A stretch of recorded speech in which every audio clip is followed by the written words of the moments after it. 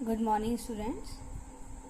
आज मैं page number 128 से 129 के अंदर जितने भी न्यूमेरिकल दिए हैं उसमें से 3 न्यूमेरिकल्स करवाऊंगी, है ना।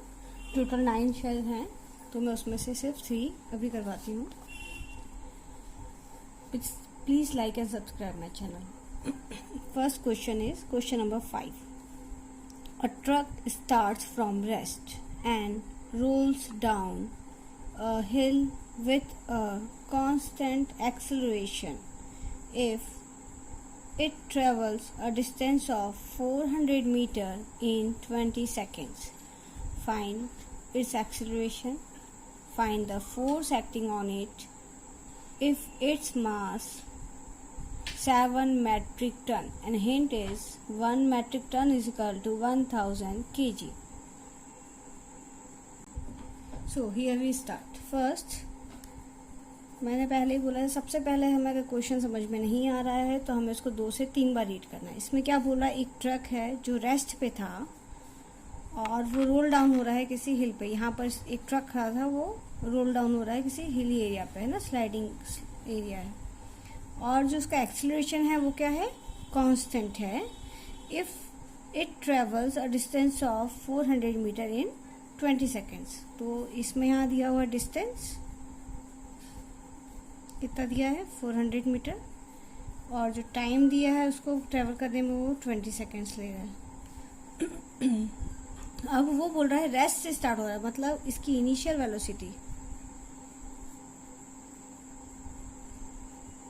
It means you, it is 0, क्योंकि ये कैसे स्टार्ट हो रहा है, रेस्ट से। Find its acceleration. ठीक है, तो हमारे पास 3 फॉर्मूले होते हैं as per motion. It is v is equal to u plus at।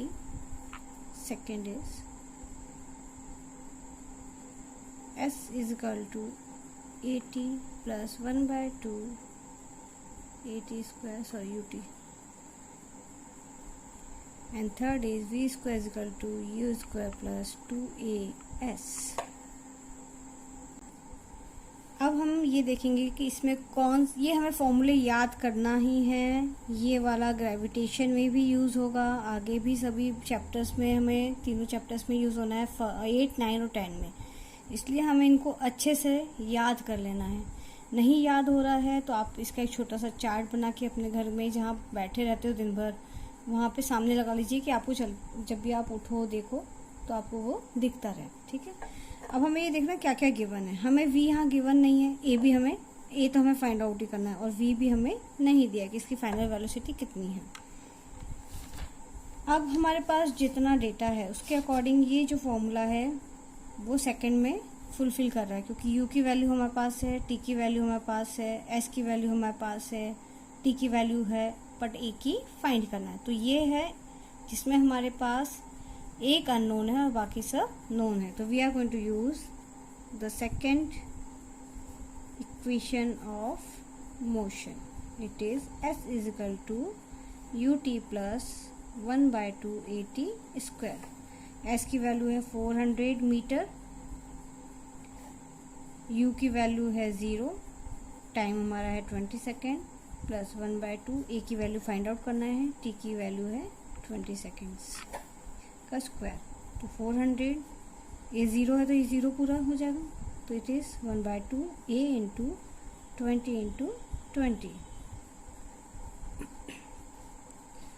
अब हम इसको इधर उधर कर देते हैं, तो a को हम यहाँ ले लेते हैं, है ना, a यहीं रहेगा, 2 400 से इंटू हो जाएगा, और ये 20 इंटू 20 नीचे चला जाएगा, पूरा कट गया। तो हमारा एक्सीलरेशन आ गया 2 मीटर पर सेकेंड स्क्वायर। क्लियर, तो हमारे पास इसका एक्सीलरेशन फाइंड आउट हो गया। अब हमें क्या फाइंड करना है, इसका फोर्स फाइंड करना है। तो फोर्स का हमारा फॉर्मूला होता है एज पर second law of motion. Second जो लॉ था उसका है force is equal to m into A. Mass कितना दिया है, 7 मैट्रिक टन, और हमें बोला है 1 मैट्रिक टन मतलब होता है 1000, तो 7 मैट्रिक टन मतलब हो जाएगा 7000 kg। एक्सीलरेशन हमें पता ही पड़ गया है 2 है, तो हम फोर्स निकाल लेंगे. So it is 14,000 Newton. This is the answer. Now the next question is, a stone of 1 kg is thrown with a velocity of 20 meter per second across the frozen surface of a lake and comes to rest after traveling a distance of 50 meter. What is the force of friction between the stone and the ice? ये देखिए, ये जितने भी questions हैं ये सब first chapter को भी रिलेट कर रहे हैं, मतलब इक्वेशन ऑफ मोशंस भी इसमें रिलेट हो रहा है. इसलिए हमें अगर नहीं समझ में आ रहा है तो आप मेरे जो प्रीवियस चैप्टर है, चैप्टर नंबर 8, उसके नोट्स भी देख लीजिए और उसकी थ्योरी भी देख लीजिए और उसके न्यूमेरिकल्स भी देख लीजिए. अदरवाइज आप इसको नहीं अंडरस्टैंड कर पाएंगे. तो हमें पहला क्वेश्चन समझना है. अ स्टोन ऑफ 1 kg, मतलब मास दिया हुआ है स्टोन का कितना है, it is 1 kg. Thrown with a velocity of, उसकी एक वेलोसिटी दी है, मतलब हमने उसको फेंका किसी वेलोसिटी से, तो हमारी इनिशियल वेलोसिटी कितनी दी है उसने, 20 मीटर पर सेकेंड, क्योंकि उसने ये नहीं बोला कि वो रेस्ट में था या रुका हुआ था और हमने फिर उसको फेंका है. ठीक है, तो उसकी इनिशियल वेलोसिटी दी हुई है. अब उसने बोला है कि हमने कहाँ फेंका उसे, एक फ्रोजन सरफेस पे फेंका, जैसे कोई लेक जम जाती है उसकी बात कर रहा है. Comes to rest after travelling a distance of 50 metre, मतलब उसने कितना डिस्टेंस ट्रैवल किया, 50 मीटर, और उसके बाद वो स्टॉप हो गया. मतलब स्टॉप हो गया, उसकी फाइनल वेलोसिटी क्यों गई, क्योंकि वो बाद में जाके स्टॉप हो गया. After travelling 50 metre it comes to rest. What is the force of friction between the stone and the ice? अब हमें इसमें कुछ भी कंफ्यूजन नहीं होना कि फ्रिक्शन क्यों पूछ रहा है, तो ये कौन सा होता है, हमें कंफ्यूज नहीं होना है. हमें सिंपल जो हमें समझ में आ रहा है, इक्वेशन ऑफ मोशन हमारे पास 3 थी, पता है v is equal to u plus a t है ना, s is equal to u t plus 1/2 a t square, v square is equal to u square plus 2as. अब हमारे पास क्या क्या गिवन है वो हम देख लेते हैं. तो हमें क्या क्या गिवन है, मास, तो मास तो फर्स्ट इनमें किसी भी इक्वेशन में होता ही नहीं है. इनिशियल वेलोसिटी, फाइनल वेलोसिटी और डिस्टेंस दिया हुआ है, और हमें क्या फाइंड आउट करना है, एक्सीलरेशन फाइंड आउट करना है. तो ये देखिए थर्ड इक्वेशन में हमारे पास सब कुछ है, इसमें टाइम नहीं दिया इसलिए हम इसको नहीं लेंगे. तो उसने क्या दिया है, फाइनल, इनिशियल वेलोसिटी और डिस्टेंस. तो हमारे पास जो इक्वेशन ऑफ मोशन का थर्ड फॉर्मूला यूज करेंगे, it is v square is equal to u square plus 2as. V हमारा 0 है, यू हमारा 20 है, 20 का स्क्वायर हो जाएगा. एक्सीलरेशन हमें फाइंड आउट करना है और डिस्टेंस जो दिया है वो 50 मीटर दिया. यहाँ पे ये माइनस में आ जाएगा, 20 into 20 is equal to a into 100, 50 into 2 100 हो जाएगा. अब हमारा a यहाँ रहेगा और हम इसके अपॉन में लेके जाएंगे, माइनस साइन तो रहेगा ही हमारा, ये हो जाएगा हमारा एक्सीलरेशन -4 मीटर पर सेकेंड स्क्वायर. याद रखिए ऐसा यूनिट लिखना बहुत ज़रूरी है, बिना ऐसा यूनिट के आपके मार्क्स कट जाएंगे, है. तो हमें एक्सीलरेशन फाइंड आउट हो गया है. अब हमें क्या फाइंड करना है, इसके बीच में what is the force of friction. तो फ्रिक्शन मतलब सिर्फ हमें फोर्स फाइंड आउट करना है. फोर्स का मतलब भी होता है, अगर माइनस में एक्सीलरेशन हो रहा है मतलब स्पीड हमारी धीरे धीरे क्या हो रही है, डिक्रीज हो रही है. ठीक है, अगर हमारी स्पीड डिक्रीज हो रही है तो जो फोर्स लगेगा वो भी नेगेटिव होगा, क्योंकि हमारा as per second law force का फॉर्मूला होता है मास इनटू एक्सीलरेशन. अगर एक्सीलरेशन ही नेगेटिव है तो फोर्स भी नेगेटिव अप्लाई होगा, और जो फ्रिक्शन फोर्स होता है वो किसी भी सरफेस के ऊपर नेगेटिव ही अप्लाई करता है. तो अगर हम इस पर अप्लाई करेंगे ये वाला फॉर्मूला, तो मास दिया था 1 kg, एक्सीलरेशन था -4 मीटर पर सेकेंड स्क्वायर, तो ये आ गया -4 न्यूटन. तो ये हमारा आंसर है. क्लियर. तो जो हमारा फ्रिक्शनल फोर्स होगा वो कितना होगा, -4 Newton. Now this one is last question. ये थोड़ा सा कॉम्प्लिकेटेड है, आप उसको बहुत अच्छे से समझाती हूँ मैं। एक 800 kg इंजन है, pools a train of 5 bogies each of 2000 kg along a horizontal track. If the engine extracts a force of 4000 Newton and the track offers a friction force of 5000 Newton, then calculate the net acceleration force, the acceleration of the train, the force of wagon 1 on wagon 2. अब देखिए समझ लेते हैं, पहले से थोड़ा सा diagram से बनाती हूँ मैं। ये हमारा इंजन है, ठीक है। इंजन से कितनी बोगीज कनेक्ट हैं? It is 5, 1 2 3 4 5। इंजन का वेट मतलब मास कितना दिया हुआ है? 8000 kg, सॉरी। और इसका दिया है 2000 kg, 2000 kg, 2000 kg, 2000 kg and it is also 2000 kg, ठीक है। अब वो ये बोल रहा है कि जब ये ट्रैक पे इसको पुल कर रहा है आगे की तरफ सारे वॉगन्स को, तो कितना फ्रिक्शन फोर्स यहाँ पर अप्लाई कर रहा है। तो फ्रिक्शन फोर्स उसने दिया हुआ है ना। उसने क्या दिया है फ्रिक्शन फोर्स में? देखिए ध्यान से पढ़िए।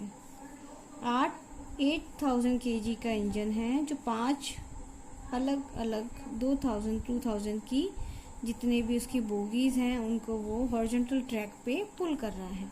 इफ द इंजन ने कितना फोर्स लगाया है? 4000 न्यूटन।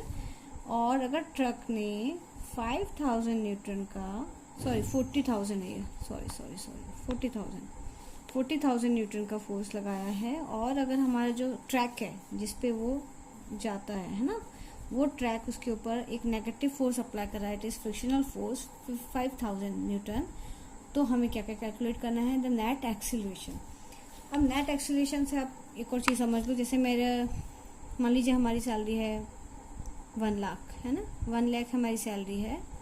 उस 1 लाख में से हमारा नेट कितना खर्चा है या नेट कितना बचता है, तो वो हम क्या करते हैं? सारी चीज़ों को माइनस कर देते हैं जो भी हम खर्च करते हैं। और जो हमारे पास बचता है, मान लीजिए हमारे पास 20,000, सब कुछ किस्त वगैरह कटवाने के बाद, किराना लेने के बाद, बच्चों की फीस भरने के बाद हमारे पास 20,000 बच गया, है ना। तो ये हमारा क्या हो गया? नेट सेविंग हो गई। ऐसे ही वो पूछ रहा है कि हमारे पास 40,000 न्यूटन का फोर्स इंजन ने लगाया था, उसके नेगेटिव कौन फोर्स लगा रहा था? ट्रैक फोर्स लगा रहा था, फ्रिक्शनल फोर्स। तो कितना नेट हमारे पास एक्सीलरेशन फोर्स होगा? मतलब हमारे पास सब कुछ खर्च करने के बाद कितना चीज बचेगी। तो हम ये देखेंगे फर्स्ट वाला पार्ट जो है नेट एक्सीलरेशन। तो नेट एक्सीलरेशन क्या होगा हमारा? Force of engine minus force of friction, क्योंकि फ्रिक्शनल जो फोर्स होता है वो हमेशा माइनस में होता है। तो ये था हमारा 40,000 और ये हमारा था 5,000। जब हम इसको माइनस कर देंगे तो ये हमारा आ जाएगा 35,000 न्यूटन। तो ये हमारा क्या हो गया? नेट फोर्स हो गया। तो हमारा नेट फोर्स हमें पता पड़ गया। फर्स्ट पार्ट कंप्लीट हो गया। अब नेक्स्ट है third question, second question, the acceleration of the train. हमें एक्सेलरेशन निकालना है उस ट्रेन का। तो हमारे पास देखिए उसका वेट दिया हुआ है 8000, मतलब सब पूरा अगर हम कैलकुलेट कर देंगे तो हमारे पास उसका वेट भी है, मतलब मास है। और हमारे